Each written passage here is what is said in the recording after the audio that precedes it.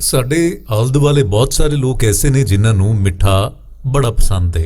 ਉਹ ਮਿੱਠਾ ਭਾਵੇਂ ਮਠਿਆਈਆਂ ਦੀ ਸੂਰਤ ਦੇ ਵਿੱਚ ਹੋਵੇ, ਗੁੜ ਹੋਵੇ, ਸ਼ੱਕਰ ਹੋਵੇ ਜਾਂ ਚੀਨੀ ਹੋਵੇ, ਪਰ ਖਾਣ ਲੱਗਿਆ ਅਸੀਂ ਕਦੀ ਇਹ ਨਹੀਂ ਸੋਚਿਆ ਹੋਵੇਗਾ ਕਿ ਇਸ ਮਿੱਠੇ ਦੀ ਸਟਾਰਟਿੰਗ ਕਿੱਥੋਂ ਹੋਈ। ਯਾਨੀ ਗੁੜ ਹੋ ਗਿਆ, ਚੀਨੀ ਹੋ ਗਈ ਜਾਂ ਸ਼ੱਕਰ ਹੋ ਗਈ, ਇਹਦੀ ਹਿਸਟਰੀ ਕੀ ਹੈ। ਅੱਜ ਦੀ ਇਸ ਵੀਡੀਓ ਦੇ ਵਿੱਚ ਅਸੀਂ ਇਹੋ ਹੀ ਗੱਲਾਂ ਤੁਹਾਨੂੰ ਦੱਸਣ ਜਾ ਰਹੇ ਹਾਂ। ਇਹਦੀ ਜਿਹੜੀ ਇਜਾਦ ਹੋਈ ਉਹਦੇ ਬਾਰੇ ਆਖਿਆ ਜਾਂਦਾ ਹੈ ਭਈ ਇਹ ਹਿੰਦੁਸਤਾਨ ਦੇ ਵਿੱਚ ਇਜਾਦ ਹੋਈ। ਯਾਨੀ ਹਿੰਦੁਸਤਾਨ ਦੇ ਵਿੱਚ ਜਿਹੜਾ ਗੁੜ ਹੈ ਉਹ 3-4 ਹਜ਼ਾਰ ਸਾਲ ਪਹਿਲੇ ਤੋਂ ਇਸਤੇਮਾਲ ਕੀਤਾ ਜਾ ਰਿਹਾ ਹੈ, ਜਦ ਕਿ ਚੀਨੀ ਦੀ ਉਮਰ ਜਿਹੜੀ ਹੈ ਉਹ ਤਕਰੀਬਨ 2500 ਵਰੇ ਹੈ। ਇਸੇ ਤਰ੍ਹਾਂ ਗੰਨੇ ਦੀ ਰਾਬ ਨੂੰ ਪਕਾ ਕੇ ਇਹਦਾ ਇੱਕ ਗਾੜਾ ਸ਼ਰਬਤ ਬਣਾ ਲਿਆ ਜਾਂਦਾ ਸੀ, ਜਿਹਨੂੰ ਮਿੱਠੇ ਦੇ ਤੌਰ ਦੇ ਉੱਤੇ ਇਸਤੇਮਾਲ ਕਰਦੇ ਸਨ। ਤੇ ਇਹ ਗੱਲ ਹੈ 500 ਕਬਲ ਮਸੀਹ ਦੀ, ਤੇ ਇਹ ਵੀ ਜਿਹੜਾ ਕੰਮ ਸੀ ਉਹ ਹਿੰਦੁਸਤਾਨ ਦੇ ਵਿੱਚ ਹੀ ਹੁੰਦਾ ਸੀ।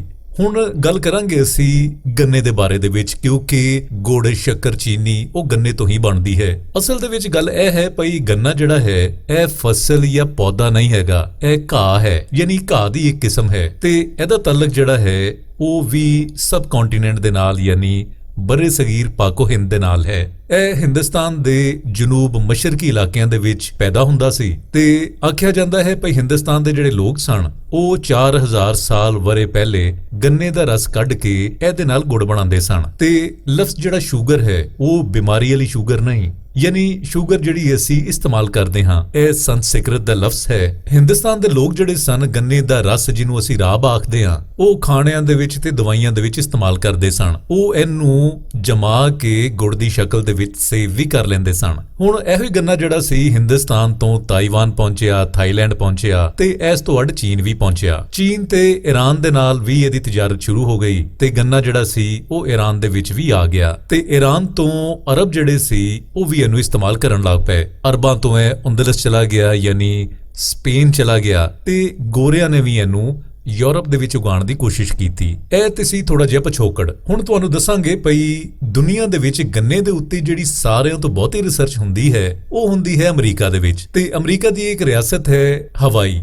ਤੁਸੀਂ ਯਕੀਨਨ ਇਹਦਾ ਨਾਂ ਸੁਣਿਆ ਹੋਵੇਗਾ ਜੇ ਉੱਥੇ ਗਏ ਨਹੀਂ ਤੇ। ਇਹ ਜਿਹੜੀ ਸਟੇਟ ਹੈ ਇਹ ਸ਼ੂਗਰ ਕੇਨ ਸਟੇਟ ਕਹਾਉਂਦੀ ਹੈ, ਪਰ ਇਹਦੇ ਬਾਵਜੂਦ ਅਮਰੀਕਾ ਜਿਹੜਾ ਹੈ ਉਹ ਚੀਨੀ ਦੂਜੇ ਮੁਲਕਾਂ ਦੇ ਕੋਲੋਂ ਮੰਗਵਾਉਂਦਾ ਹੈ। ਭਈ ਉਹ ਕਿਉਂ? ਅਮਰੀਕਾ ਦੇ ਵਿੱਚ ਗੰਨੇ ਦੀ ਜਿਹੜੀ ਫਸਲ ਹੈ ਉਹਨੂੰ ਲੇਜ਼ੀ ਮੈਨ ਕ੍ਰੌਪ ਯਾਨੀ ਸੁਸਤ ਕਿਸਾਨ ਦੀ ਫਸਲ ਆਖਿਆ ਜਾਂਦਾ ਹੈ, ਕਿਉਂਕਿ ਗੰਨਾ ਜਿਹੜਾ ਹੈ ਉਹ ਫਸਲ ਨਹੀਂ ਹੈ, ਇਹ ਘਾਹ ਹੈ। ਤੁਸੀਂ ਇਹਨੂੰ ਲਾ ਦਿਓ, ਖੇਤ ਨੂੰ ਪਾਣੀ ਦਿੰਦੇ ਰਹੋ ਤੇ 3 ਸਾਲ ਤੱਕ ਗੰਨਾ ਕੱਟਦੇ ਰਹੋ। ਗੰਨਾ ਕੱਟਣ ਤੋਂ ਬਾਅਦ ਘਾਹ ਤਰ੍ਹਾਂ ਇਹ ਦੁਬਾਰਾ ਉਗਾਉਂਦਾ ਹੈ। ਤੇ ਅਮਰੀਕਾ ਦੇ ਵਿੱਚ ਆਖਿਆ ਜਾਂਦਾ ਹੈ ਭਈ ਜਿਹੜੇ ਕਿਸਾਨ ਗੰਨਾ ਕਾਸ਼ਤ ਕਰਦੇ ਨੇ ਉਹ ਸੁਸਤ ਹੋ ਜਾਂਦੇ ਨੇ। ਹੁਣ ਯੂਰਪ ਵਾਲੇ ਪਾਸੇ ਆਉਂਦੇ ਹਾਂ। ਯੂਰਪ ਦੇ ਵਿੱਚ ਇਸ ਤੋਂ ਪਹਿਲਾਂ ਜਿਹੜਾ ਸੀ ਉਹ ਮਿੱਠੇ ਦੇ ਤੌਰ ਦੇ ਉੱਤੇ ਸ਼ਹਿਦ ਇਸਤੇਮਾਲ ਕਰਦੇ ਸਨ ਤੇ ਜਿਹੜੇ ਕੁਝ ਗਰੀਬ ਲੋਕ ਹੁੰਦੇ ਸਨ ਜਿਹੜੇ ਕਿ ਸ਼ਹਿਦ ਅਫੋਰਡ ਨਹੀਂ ਸੀ ਕਰ ਸਕਦੇ, ਉਹ ਮਿੱਠੇ ਦੇ ਤੌਰ ਦੇ ਉੱਤੇ ਕੁਝ ਮਿੱਠੇ ਫਲ ਯਾਨੀ ਅੰਜੀਰ ਹੋ ਗਈ ਜਾਂ ਹੋਰ ਕੁਝ ਅਜਿਹੇ ਫਲ ਜਿਹੜੇ ਨੇ ਉਹ ਆਪਣੇ ਖਾਣਿਆਂ ਨੂੰ ਉਹਨਾਂ ਦੇ ਨਾਲ ਮਿੱਠਾ ਬਣਾਉਂਦੇ ਸਨ। ਤੇ ਜੇ ਅਸੀਂ ਅਰਬੀਆਂ ਦੀ ਗੱਲ ਕਰੀਏ ਤੇ ਅਰਬ ਦੇ ਵਿੱਚ ਖਾਣਿਆਂ ਨੂੰ ਮਿੱਠਾ ਕਰਨ ਲਈ